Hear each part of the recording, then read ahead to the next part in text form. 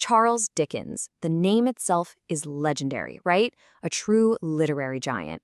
But what if one of his most famous novels, one that's constantly praised for its social commentary, is actually his weakest?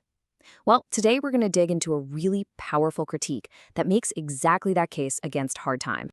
So let's just jump right in with a pretty provocative question.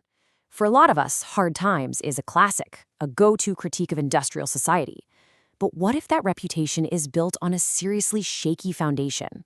Because we're about to explore one powerful argument that says, yeah, it is in fact a critical failure. And that brings us to this whole tale of two reputations. The novel definitely has its fans, people who see it as this brilliant piece of social propaganda, but the source we're looking at today offers a really strong and honestly a pretty blunt counterargument. I mean, the difference in opinion here is just staggering. On one side, you have people who literally call it the only Dickens novel that's worth reading. But our source completely flips that on its head. It calls Hard Times the least worth reading of his mature novels, and says that other opinion is, and I'm quoting here, one of the most foolish statements of this age. Wow, strong words. So you might be wondering, where is all this harshness coming from? Well, the first major pillar of the argument is all about the book's quality as a piece of literature. The source basically says we need to separate its message from its artistic merit, or in this case, its lack of artistic merit. So what are these so-called artistic flaws? Well, the source argues the novel is just packed with these wild, over-the-top statements. The characters aren't really people, they're just flat caricatures. And the whole thing is driven by this messy, melodramatic emotionalism. But maybe the most damning thing you can say about a Dickens novel is this.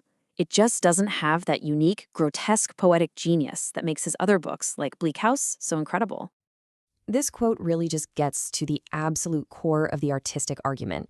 The source is saying that Hard Times is the one book where Dickens's worst critics were actually right. All the things they accused him of, being too theatrical, creating cartoons instead of characters, it's all on full display right here, in a way that it just isn't in his other better novels.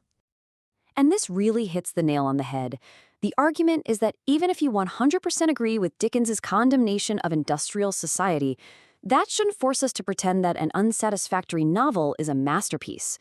The social message, no matter how noble it is, just can't save the art. Okay, so let's move on to the second pillar of this critique. And this one is an even bolder claim.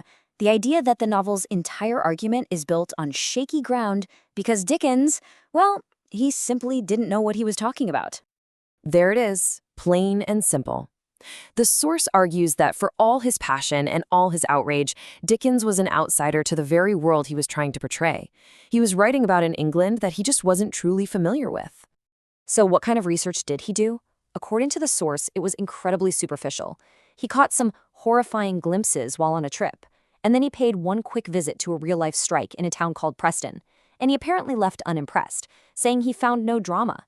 That is not exactly the deep, immersive experience you'd need to capture such a complex world. And the direct result of that shallow research is the setting of the novel itself, the famous Coketown. The source argues it's not a real, breathing place full of complex people. Nope. Instead, it's just a horrible appearance, like something Dickens saw from the outside, maybe just for a moment while looking out the window of a railway train. Now, the consequence of this outsider perspective is huge for the story. To create a contrast with the bleakness of Coketown, Dickens had to literally invent an entire traveling circus to represent things like humanity, art, and warmth. But the source argues that if he'd actually known the town, he could have found all of those qualities, plus some odd, attractive characters, right there, inside the industrial world he was trying to critique. So you take all of this, the artistic flaws we talked about, and this lack of authentic knowledge, and it all leads us to the source's final and pretty damning verdict on what Hard Times truly is. And there you have it. That's the ultimate judgment. Because Dickens didn't really know Coketown from the inside, he couldn't bring it to life with creative imagination. So instead, it just became a tool for his message, a piece of propaganda, rather than a work of true literary creation. So at the end of the day, the case is that the novel fails on two major fronts. As a social critique, it's muddled because it's based on very limited knowledge, and as a work of art, it's weak because it relies on caricature and melodrama. And those two failures just feed each other, creating a work that, in this view, simply doesn't hold up. Which leaves us with a really fascinating question to think about, doesn't it? We've just walked through a powerful argument that Hard Times is artistically weak and based on a pretty superficial understanding of its subject. So, can its important social message make up for those flaws? Or does a flawed medium ultimately undermine the very message it's trying so hard to send? It's definitely something to think about the next time you pick up a so-called classic.